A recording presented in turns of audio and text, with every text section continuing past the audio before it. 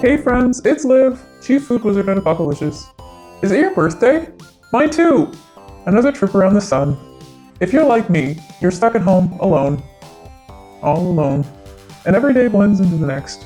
You can't have a party or even see your friends or family, and you wonder if a birthday really happens if no one's there to witness it. Anywhoots, whether you're turning 20 or feel like you've aged 20 years in the last 20 days, I have a little gift for you. My Cry If I Want To birthday cake. It's a teeny tiny funfetti cake that's ready to party whenever you're ready to eat your feelings. It whips up in minutes with ingredients you probably have in your pantry, and you make it in the microwave. It's also vegan and gluten-free optional. I know you're gonna love it. If you'd like to print or save the written recipe, be sure to visit our website apocalypse.com to get it. Also be sure to like this video and subscribe for more. We share a new recipe video each week. All of our recipes will be made with pantry items, shelf-stable foods, and occasionally foods will teach you how to grow for yourself. Now let's make this thing. Friends, these are lonesome days indeed, but remember, we're all in this together, even when we're stuffing our faces with tiny microwave cakes far apart. Stay healthy, stay safe, stay frosty. Okay, let's get started. We're gonna make our mug cake. So for that, we're gonna need some cake flour or all-purpose flour mixed with some cornstarch, a little bit of coconut oil or vegan butter, soft,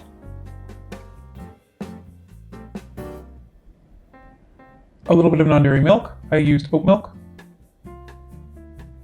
some coconut sugar or any kind of sugar that you have,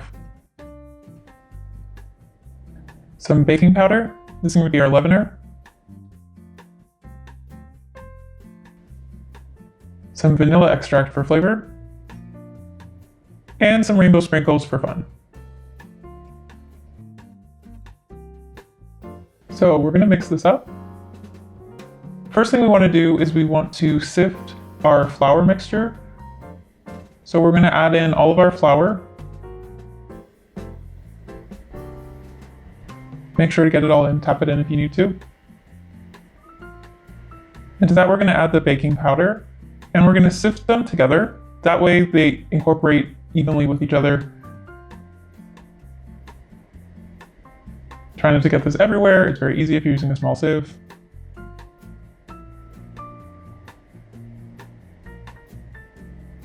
And what sifting will do is we'll take care of any lumps that are in the flour, helping you to separate them from the flour mixture, and that will help with rise and texture.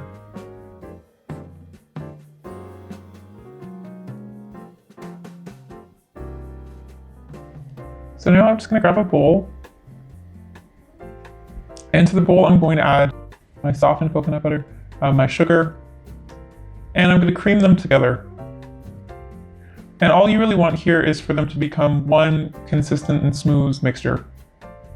So I'm just using the back of a fork to do this, but you could use a variety of things. You could use a potato masher, you could use a hand blender, like an immersion blender, or you could even use, if you used a larger bowl, you could beat them together with an electric hand mixer.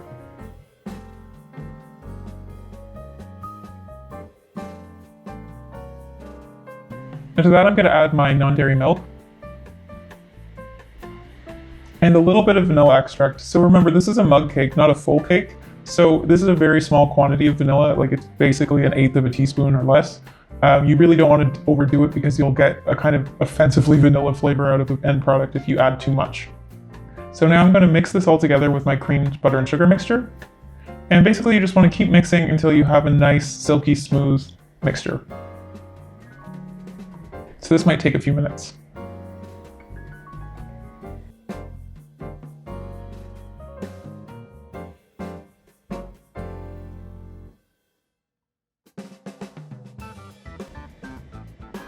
Now once I have that mixture, I'm going to add in my flour,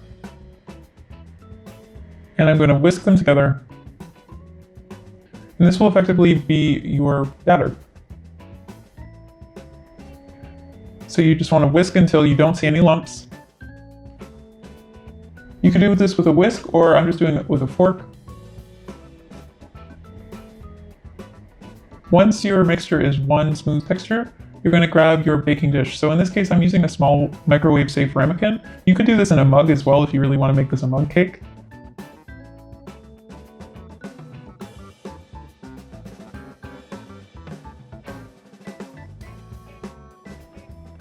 Now I'm just going to pour it all in. I'm not bothering to grease this because ultimately I'm not trying to pop it out of it the way you would with a cake most of the time. You're going to eat it right in this little ramekin, so it's not really necessary, but if you want, you could grease the pan so that you could actually remove it from the baking vessel. And now I'm going to add in about a teaspoon of rainbow sprinkles and just delicately mix it in because I'm trying to avoid having the colors from the sprinkles bleed too much. So just very gently fold your sprinkles into your cake batter, just so that they're evenly distributed.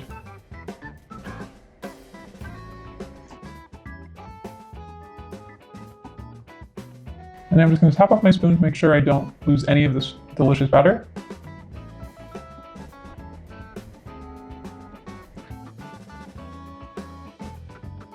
And now I'm going to add a teeny amount of rainbow sprinkles right on the top so that you can really tell that this is a funfetti cake. And I'm just going to make sure that they're spread out evenly.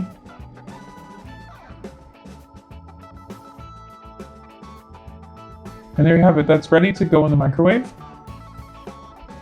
So now I'm going to microwave it for a minute to a minute and a half, just until it springs back when you touch it. And there you have it, that is our baked mug cake or microwaved mug cake. Now it needs to cool before you frost it, so you can make the frosting while you wait. So for that we're going to need some icing sugar, some coconut oil or soft vegan butter, some non-dairy milk. Now before you start this, you want to make sure that your coconut oil is room temperature, or even just a slightly bit warm but not melted. So I'm going to add in my coconut oil. And now I'm just going to mash the two things together. So you just really want to smoothly and evenly incorporate your icing sugar and coconut oil together.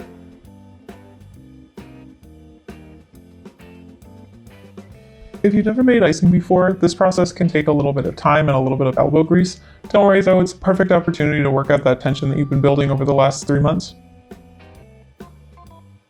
At first it will really just start to look very dry, almost like a crumbly flour mixture. So now I'm adding in my non-dairy milk, and this is going to help us achieve that perfect silky smooth icing texture that we're looking for.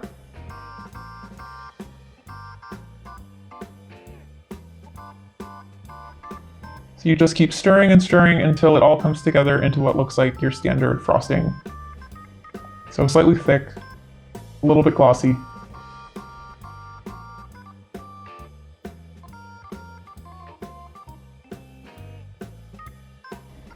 There you have it, there's our frosting.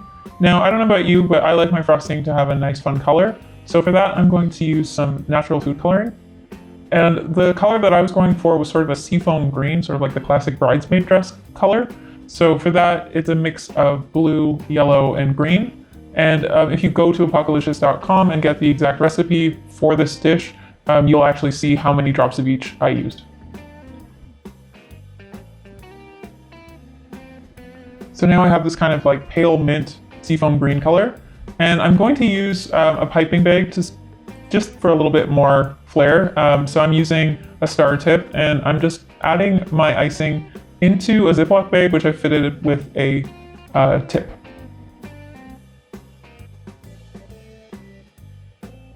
And now I'm just going to pipe some on.